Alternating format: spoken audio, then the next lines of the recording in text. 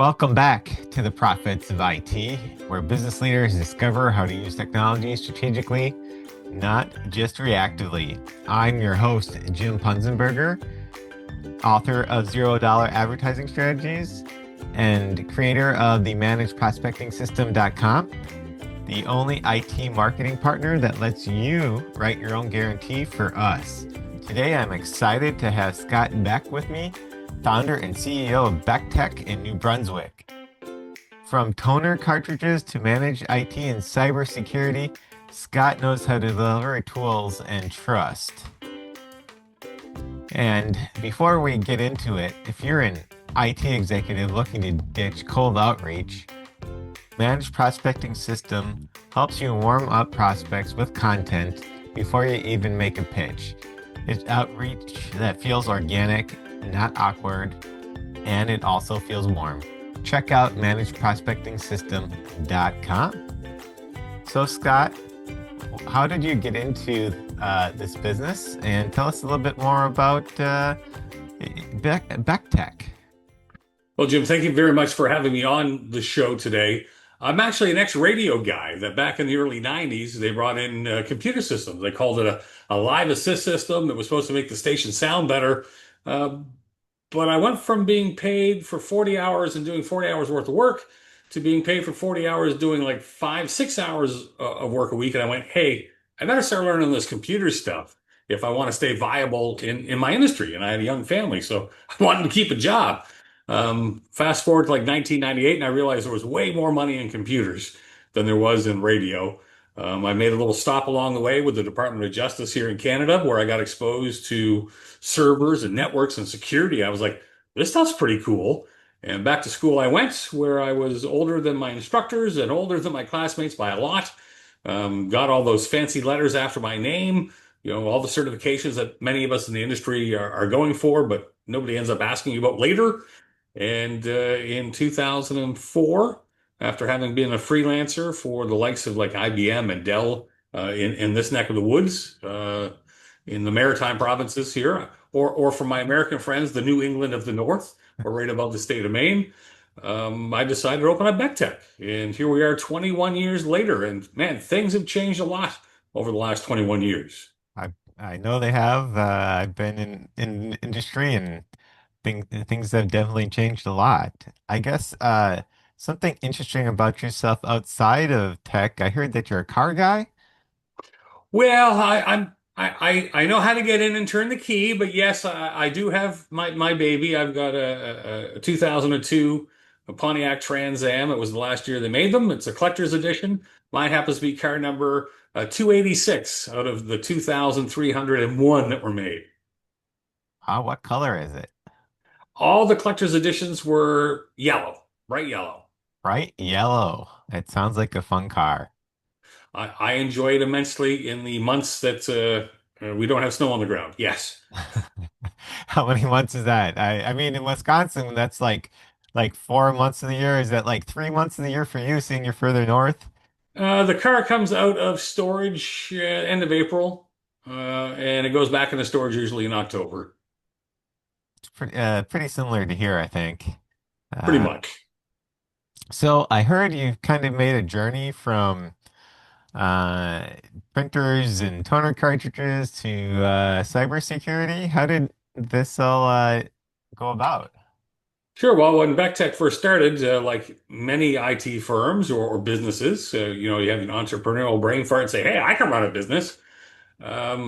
You'll take anybody that shows up the door that's willing to write a check. About 14 years ago, part of an IT peer group, and one of the guys in the group happened to be from Long Island, New York. One of his clients got hit by the first version of ransomware, CryptoLocker.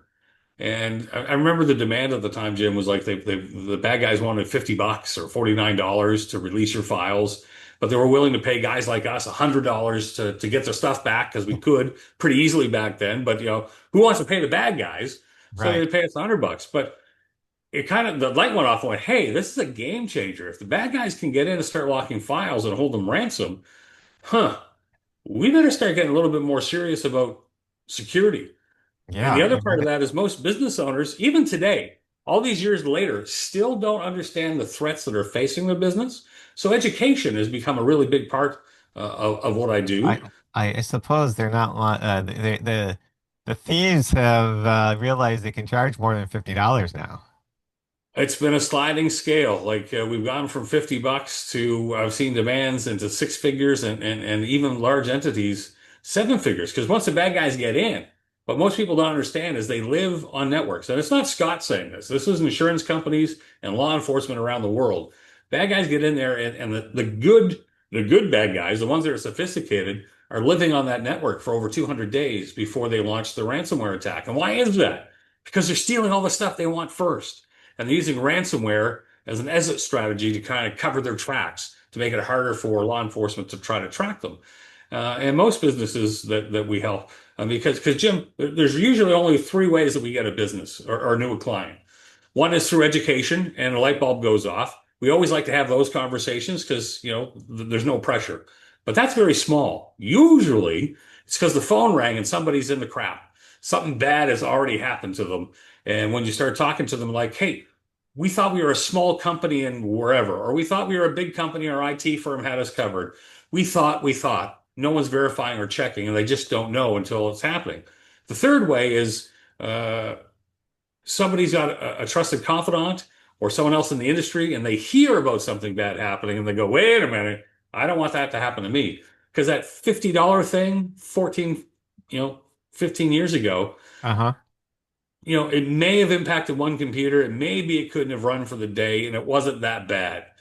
Now they're so sophisticated. If you don't have a good backup system in place, if you're not checking them and making sure you have a viable backup, we're talking 2, 3 weeks that you can be down. Matter of fact, I've got a peer of mine down in Indiana. He was just taking on a new client, and before he could get all his stack in, they got hit by ransomware. It was so bad that the manufacturing firm declared it an event and reached out to their insurance company, who sent in a forensics team. What nobody had thought about in advance is the forensics team, yes, they're there to kind of help to figure out what was going on, but they treat it like a crime scene. So the new MSP, the new IT firm, wasn't allowed to start to try to restore anything. They wanted everything kept as it was so they could do the investigation. And you think, oh, great, they're going to get to the root cause. No, what they're actually trying to do, Jim, and this is the scary part, is they're trying to figure out what went wrong and lay blame, because the insurance adjuster's job is to pay out as little as possible, which is Mhm. why we've seen 51% of all claims either get underfunded or denied. Because when you fill out those insurance forms saying, yes, we do that, yes, we do that, yes, we do that, if you don't have anything in place to double check to make sure that's actually happening, and something bad happens, and the forensics team comes in, and you're not able to run your business, and they find that you said you had multi-factor turned on, multi-factor authentication, for example, and you didn't, guess what? Now the problem is that business owners. So now we've just lost 3 weeks of work, another week to get restored. That's a month of carrying people's salary, a month that we couldn't make our widgets, we couldn't do sales, a month where the CEO is taking phone calls going, yeah, sorry, I can't fulfill that contract that we promised that we'd have done. It's a terrible, terrible experience, which is why it's so important for us to be educating. Hey, listen, if we explain to Uh-huh. somebody what the risks are and they decide to accept them, because there's only three things we can do with risks, Jim. We either accept them, we mitigate them by putting stuff in place to take care of them, or we transfer them. And by transferring, that would be the insurance part. But before insurance will take on that risk, they want an assessment. They want to see how you're set up to see what that Well, type of multiplier might be. can As I a heavy set guy with diabetes, you can still get life insurance, but it might be a 10x the normal rate that a skinny guy like Jim might get it for. It's the same thing with businesses. If you're not cyber healthy, you might still be able to get insurance, but it's going to be at a much higher rate. uh-huh. And did I just hear that you said that the insurance company denied the claim anyway after because they didn't No, have they were actually able to get the claim done. Just I was to a conference where somebody from the insurance industry came out, and I think the stats were for the year 2023. I don't have. I'm pretty sure it was the year 2023, but it was 51% of all claims, North America wide, were either denied or underfunded based on people saying they were doing things, but they weren't. So it becomes very important. Now, the 2024 numbers, I don't suspect they're going to be much different, but I haven't seen those ones yet. So when it comes to cybersecurity, what's the biggest thing that you see business owners and executives miss? What should they be doing that they're not doing? Well, most businesses, when they think of security, they think of we'll put an antivirus or a firewall on the network and we're done. Look at that, we're super secure. Um, that's not the case in this day and age. I like to preach that there's three staples of cybersecurity. We want to try to protect against bad things happening. We need to be able to detect when something's going wrong so we can respond quickly and minimize what those impacts are. Most people are still focused on keeping everything out. And in this day and age, with organized cyber gangs, cyber crimes, think of the mafia, but in the cyber world, they're spending more on research and development than some small countries. And if you think you can keep them out of your network 100% of the time, all the time, we need to have a different conversation because that's just not possible. I remember going to a conference. As you can tell, Jim, and as we've talked about before, I do a lot of conferences, do a lot of talking, Uh-huh. and I was blessed to be able to share the stage with the late great Kevin Mitnick. They called him the world's greatest hacker. He was on the FBI's most wanted list. I'm sure you probably recognize the name. So he was to talk about cybersecurity and help educate IT people. And before the night before we were to share the stage, I say, Kevin, you're claiming that you've got 100% success rate with your red team. And if someone doesn't know what a red team is, that is a company that's designed to find flaws in your security to tell you about them before the bad guys do. I said, Kevin, you're saying you got a 100% success rate. I said, dude, you come up against I and my team and our solution stack, you're not coming in. So this is BS. I call BS on this, Kevin. He says, Scott, what you got to understand is my team comes up against really good security. We stop trying to hack the security. We try to stop doing it through IT. We start calling the staff. We hack the humans. We try to trick them through bad email. We'll call them and say, "Hey, it's Scott from admin. I need the password for this." He goes, and people will fall for it. That's how we get in all the time. So if we can't get in through the tech, we'll get in through the people. And a light bulb went off for me, and this was probably about 8 years ago. And I was like, crap. Yeah, I can put the greatest security in place, but if our people don't know how to spot things, if we don't build a culture of security to get people thinking about it, that those frontline people are going to keep opening up the door to the bad guys and letting them in. So one of those layers of the detection, the prevention is we got to train our people. And most business owners don't even stop to think about that. The number one way in, Jim, as you know, is through email. It's the easiest way in to trick someone by sending them in a spoofed email or pretending to be from accounting or the CEO or whatever the case may be, and tricking someone. They don't know how to defend against that until they're taught. And Hmm. you can't just send your staff to a one and done training. And what do I mean by that? Sure, you can bring someone in like me, and we can do a lunchtime session, and I can get them all rah, rah, rah, security. And in 3 months, they've forgotten all about it. And I like to say, hey, you don't go have a shower in the morning and think you're clean all year. You got to be doing that cleaning all the time. So we advocate, yes, we have to do annual training because insurance companies demand there has to be an annual component, but we like the weekly. We do the simulated phishing so that if we do catch someone, we can help educate them again as to what they should Hmm. be looking for. It's about building a culture of security. And if you're taking uh, someone that hasn't had good IT, it can you got to walk them through the process to get them from zero to get them to be cyber secure. It's a journey. We can't just flip the switch and suddenly everything's great, but we certainly can lay out a path to help get them there and put stuff in place to protect them. I mean, when I meet most business owners and they tell me they got a guy or things are going well, I say, great. So when he sat down with you and talked to you about your backups and how soon you can be back up and running, if something bad happens, have that conversation go. And 99.9% of the time, Jim, they said, we've never had that conversation. So it's like, so it's not important to how quickly you can be back up and running in the case of an event. Never thought about it. I just assumed it was okay. So not testing those backups to make sure they're actually viable and your company's protected, that it doesn't mean that much.